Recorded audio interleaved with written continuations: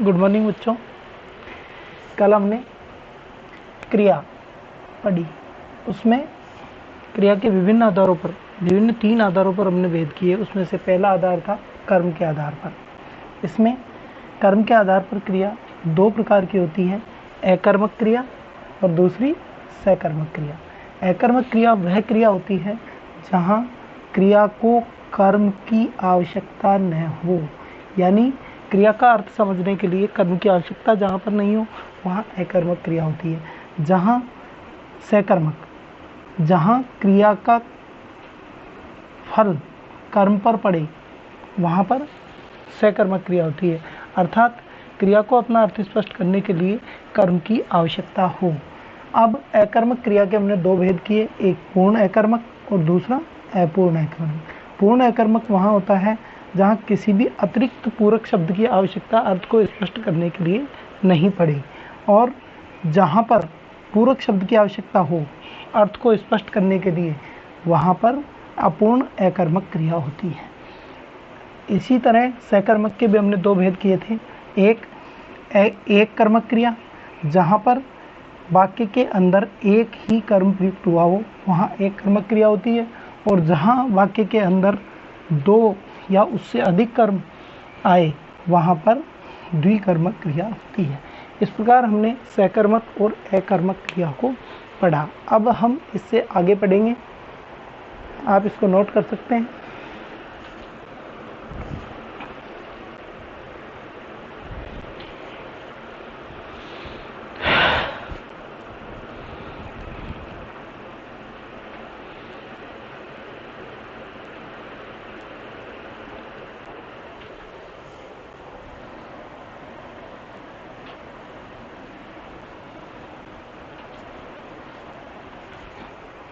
देखिए बच्चों, कोई भी अकर्मक क्रिया किसी भी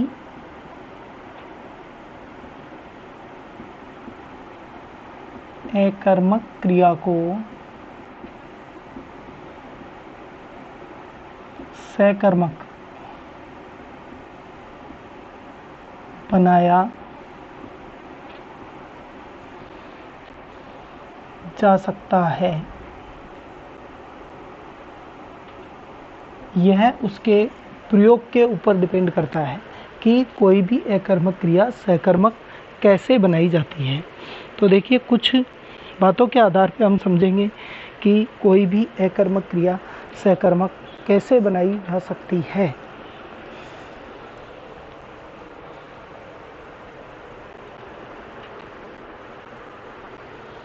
इसमें देखिए, क्रियाओं का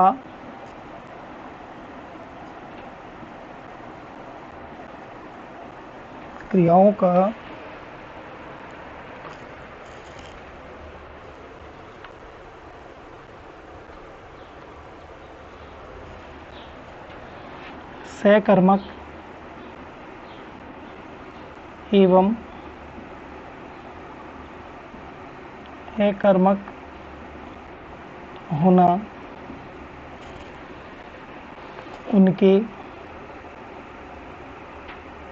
प्रयोग पर निर्भर करता है।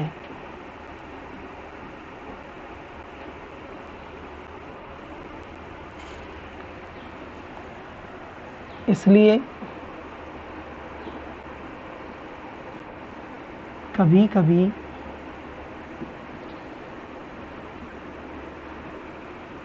अकर्मक क्रिया भी सकर्मक होती है।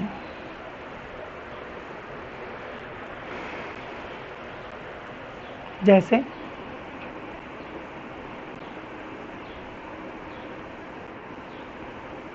पढ़ना, वाक्य बनाते हैं हम, वह पुस्तक पढ़ रहा है। दूसरा वाक्य,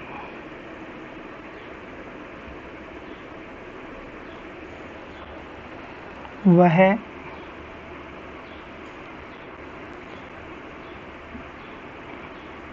स्कूल में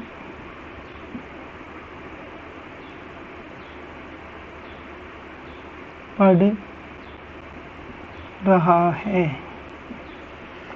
अब इस वाक्य में यह क्रिया सकर्मक है और इस वाक्य में ये पढ़ क्रिया ही क्या है, अकर्मक है, क्योंकि यहाँ पर ये कर्म आया है जबकि इसमें कोई कर्म नहीं है। तो हम कह सकते हैं कि दूसरे वाक्य में यह क्रिया अकर्मक की तरह प्रयुक्त हुई है और पहले वाक्य में यह क्रिया सकर्मक की तरह प्रयुक्त हुई है। जैसे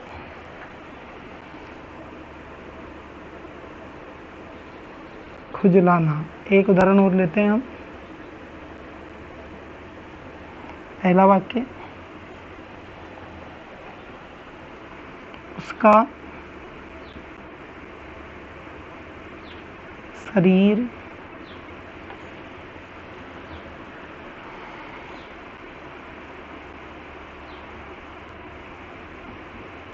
खुजलाता है, वह अपना शरीर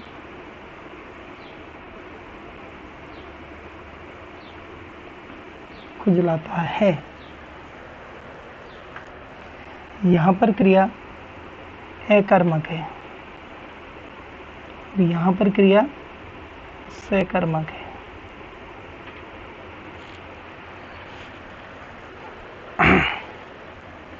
यहाँ पर ये शरीर है जो कर्म है, जबकि उसका शरीर ये करता है, ये कर्म, इसमें कोई कर्म नहीं है।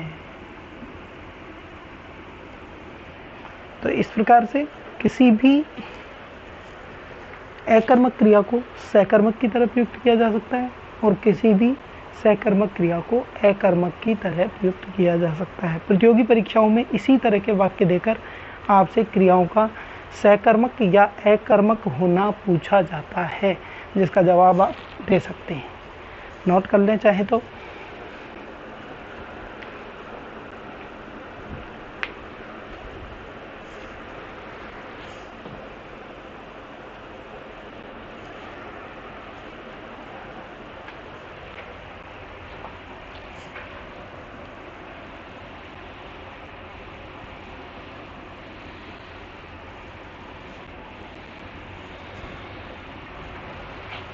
अब देखिए, कोई भी अकर्मक क्रिया को सकर्मक बनाया जा सकता है और उसके भी कुछ नियम हैं।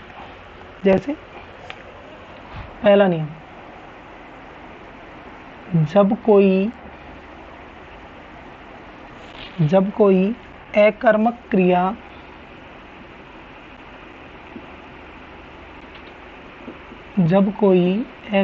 क्रिया अपने ही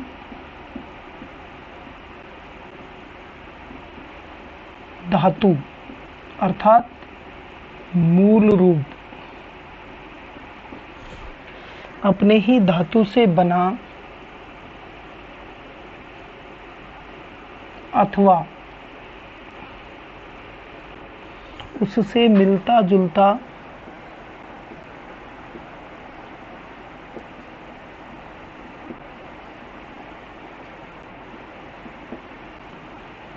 कर्म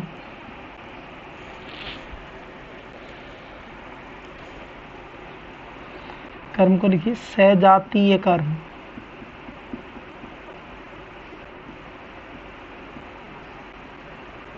चाहती है तब वह सकर्मक कहलाती है। जैसे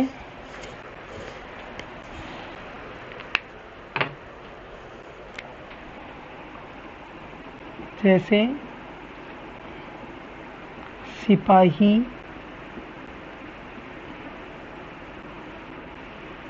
रोज एक लंबी दौड़ दौड़ता है।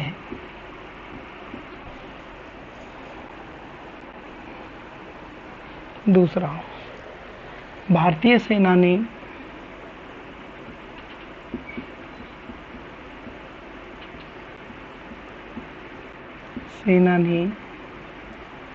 एक लंबी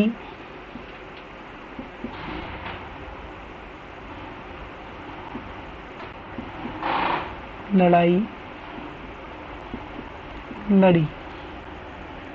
यहाँ पर देखिए दोस्तों, दौड़ या लड़ाई, अब ये दोनों अपनी ही धातु से बने कुछ शब्द साथ में लेकर आइए, इसलिए दौड़ना वैसे तो एकर्मक क्रिया होती है, लेकिन यहाँ पर ये दोनों ही क्रिया क्या कहलाएगी? सकर्मक कहलाएगी। अच्छा, दूसरा नियम देखते हैं इसका।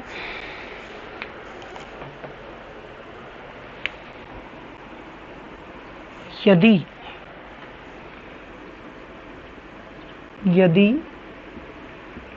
कर्म की विवक्षा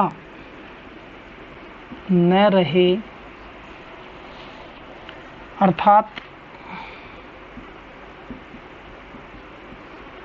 बिना कार्य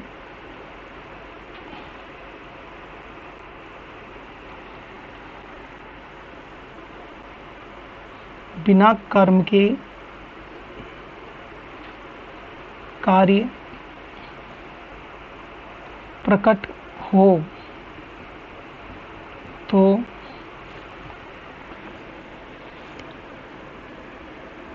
सकर्मक क्रिया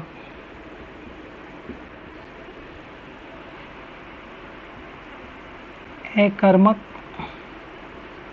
सी लगती है।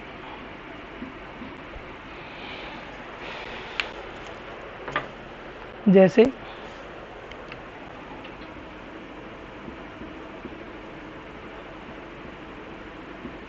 ईश्वर की कृपा से अंधा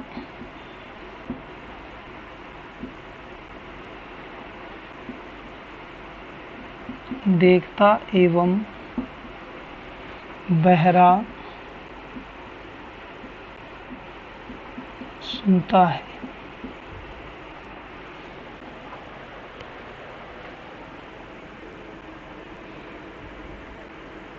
इस पाठशाला में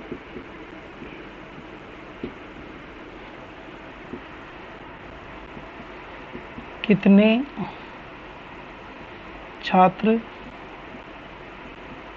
पढ़ते हैं? अब यहाँ पर दोनों ही क्रिया, देखता है, सुनता है। क्या देखता है, क्या सुनता है? कर्म इस वाक्य के अंदर कहीं भी नहीं है, तो देखने पर ऐसा लगता है कि ये क्रिया अकर्मक होगी, पर नहीं। जहाँ पर बिना कर्म के ही उसका कार्य प्रकट हो जाए, देखता है इसका मतलब दुनिया जहान को देखता है, सुनता है यानी बातें सुनता है, छात्र पढ़ते हैं, क्या पढ़ते हैं? तो कुछ ना कुछ पढ़ते हैं। इस वजह से ये यहाँ पर प्रयुक्त होने वाली ये क्रिया अकर्मक नहीं होकर कैसी होती है? सकर्मक होती है। हम इसमें सकर्मक लगाएंगे। तो प्रतियोगी परीक्षाओं के लिए इस तरह का नॉलेज होना भी आवश्यक है।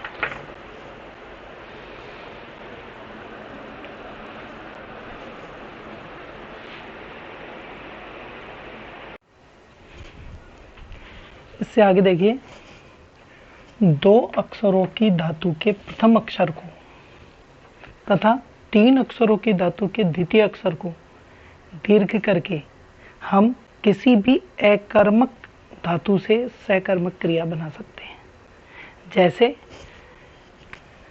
लदना, लादना। ये तो है अकर्मक और ये है सकर्मक। कटना, काटना, मरना, मारना, टलना, टालना, कढ़ना, काढ़ना। 4 अक्षरों की देखिए, उखड़ना तो क्या बनेगी, ऊ तो वैसे ही रहेगा, खा अड़ना। निकालना, बिगाड़ना।